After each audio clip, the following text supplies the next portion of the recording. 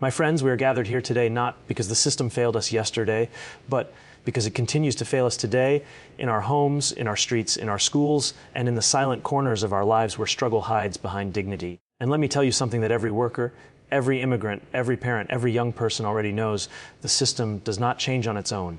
It does not wake up one day and say, let me make housing affordable. It does not suddenly decide, let me treat workers with respect. It does not, out of generosity, let me make food, transit, education, or healthcare accessible. No. The system changes only when people refuse to accept the unacceptable. History moves when a tenant says, my eviction is not an individual failure, it's a manufactured crisis. When a bus rider says, my commute is not a burden, it's a right. When a grocery worker says, my labor is not cheap, it's essential.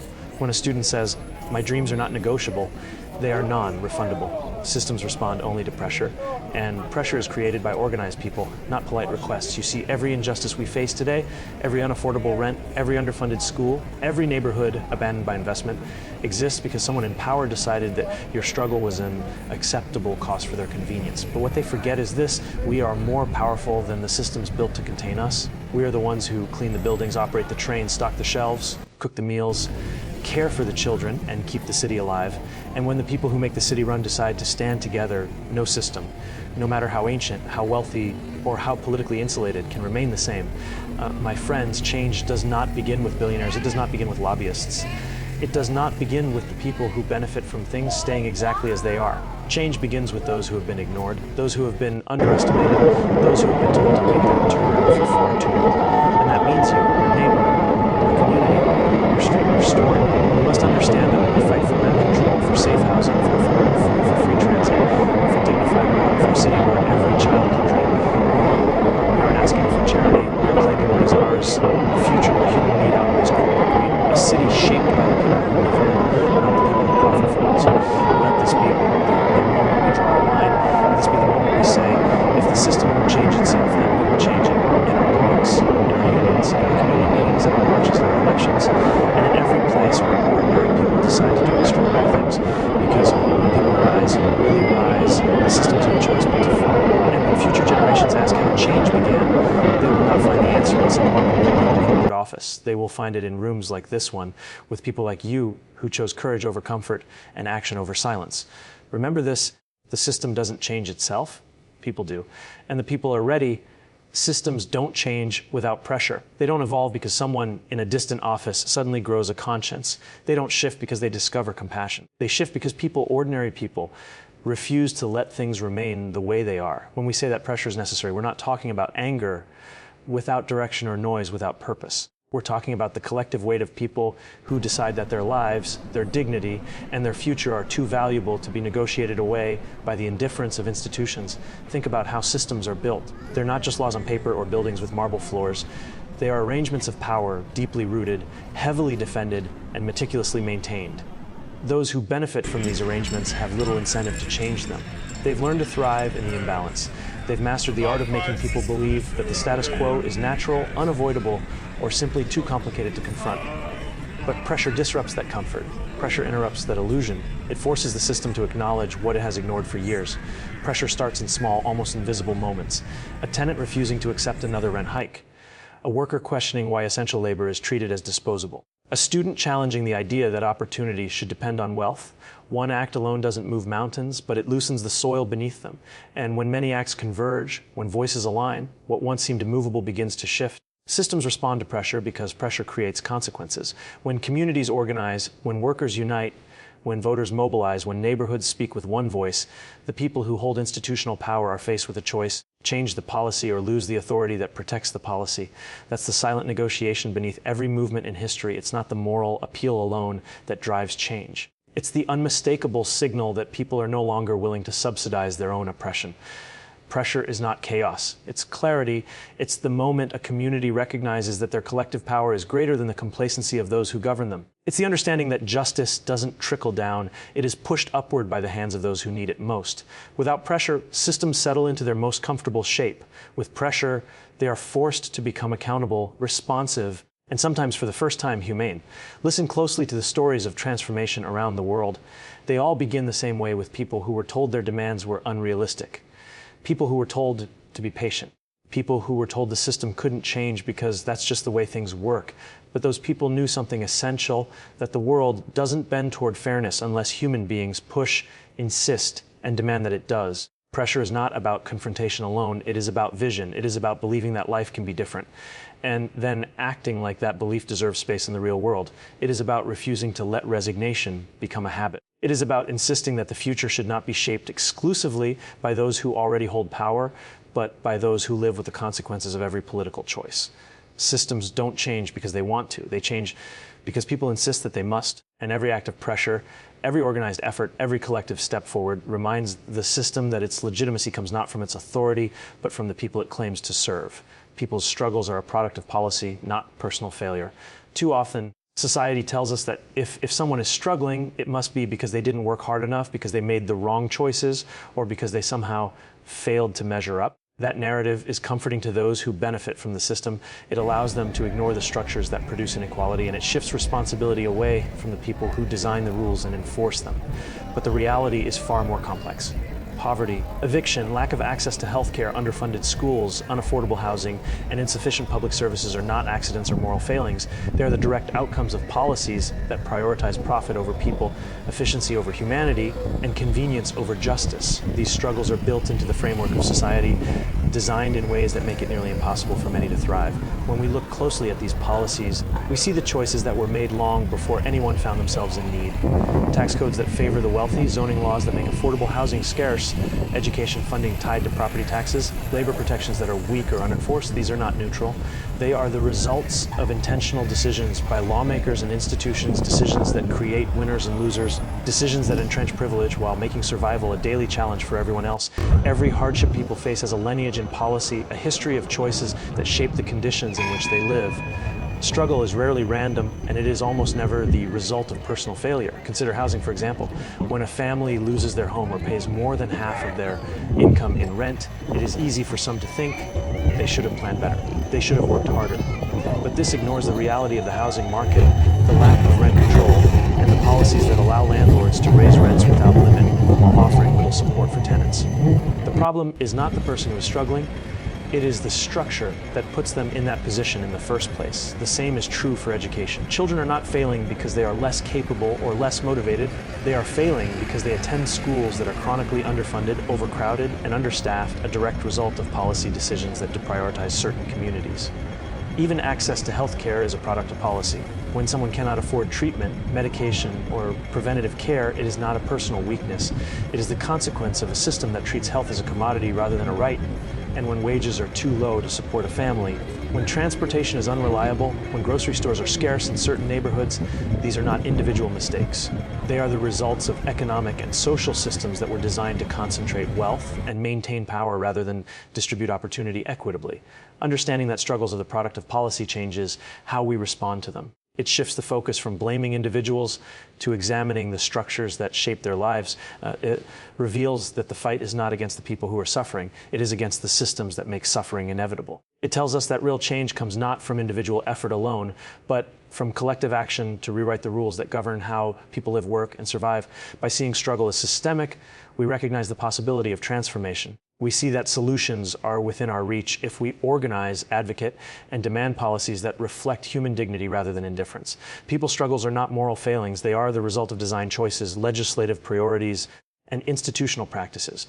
And when we recognize that we understand that the responsibility for change lies not with those who are struggling, but with all of us who insist on a fairer, more just system. The story of hardship is not a story of weakness. It is a story of structural failure. And acknowledging that truth is the first step toward creating a world where opportunity, security, and dignity are not privileges for the few, but rights for everyone. Organized communities hold the real power. That power doesn't come from wealth or titles or influence in the halls of government. It comes from the people who show up day after day, shoulder to shoulder, refusing to accept that the world as it is should be the world as it always will be. True change does not arrive because someone at the top has a sudden moment of insight or compassion. It arrives when those who are affected by injustice recognize their collective strength and decide to act. Communities that organize, that find their voice and use it together, create a force that no law, no policy, no institution can ignore. This is the power that has shaped every meaningful movement in history, the power that topples entrenched systems, the power that reminds governments, corporations, and institutions that people are not passive objects to be managed, They are active participants in shaping their world. When communities come together, something remarkable happens. Individual struggles that once seemed isolating and insurmountable are transformed into a shared story, a shared purpose. The single mother fighting eviction, the worker demanding fair wages, the students asking for safer schools. All of these struggles, when organized, amplify one another. One voice may be ignored, two may be silenced, but a community acting as one becomes impossible to dismiss. Organization turns scattered frustrations into coordinated action, turning fear and exhaustion into strategy, resilience, and determination. It is through this collective approach that ordinary people discover their extraordinary capacity to influence the decisions that affect their lives. History is filled with examples of organized communities reshaping the world. Labor unions have negotiated better wages and safer working conditions not because employers suddenly realized it was fair, but because workers organized, marched, and insisted on their rights. Civil rights victories were achieved not because those in power felt guilt or morality, because communities refused to accept oppression quietly, refusing to leave justice to chance. Environmental protections, education reforms, housing rights, all have been advanced when communities recognized that they were stronger together than apart, that their combined voice could challenge even the most entrenched structures of power. The strength of an organized community is not only in its numbers, but in its cohesion and shared purpose. It is in the understanding that every member contributes to a greater whole, that victories and setbacks are shared, that solidarity creates safety where isolation breeds fear. Power is built not just in protest, but in sustained effort through community meetings, local campaigns, cooperative projects, and persistent advocacy. It is in these spaces, these networks, that people learn to negotiate, strategize, and leverage their collective knowledge to create change. The system may have rules that favor the powerful, but organized communities learn to navigate, challenge, and ultimately reshape those rules. Organized communities also hold moral and political legitimacy that money and influence cannot replicate. When communities act in pursuit of justice, they embody the lived reality of policies and decisions. No spreadsheet, statistic, or report can convey the urgency, the necessity, and the human cost of inaction as powerfully as a community speaking together. Decision makers can attempt to silence, co-opt, or divide, but the unity of an informed, committed, and organized community is resilient. It can withstand setbacks, adapt to new challenges, and persist until meaningful change occurs. The real power of organized communities is both practical and transformative. Practically, they can demand policy changes, protect vulnerable members, and negotiate for rights that might otherwise be ignored. Transformatively, they reshape culture, redefine what is considered possible, and inspire others to recognize their own agency. Power is not given, it is claimed, exercised, and maintained through the discipline and solidarity of people acting together. When communities organize, they illuminate a fundamental truth: the system only responds to pressure, and the most enduring and effective pressure comes from people united by a shared vision for a better, fairer, more just world.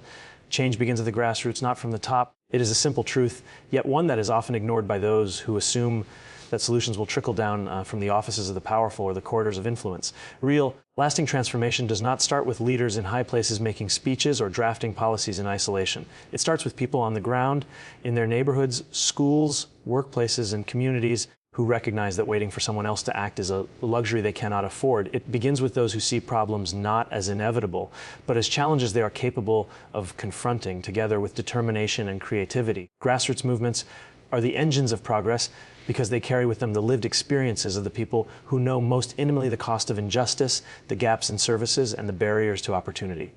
When change starts at the grassroots level, it carries authenticity. It is informed not by statistics alone, but by the real stories of struggle, resilience, and hope.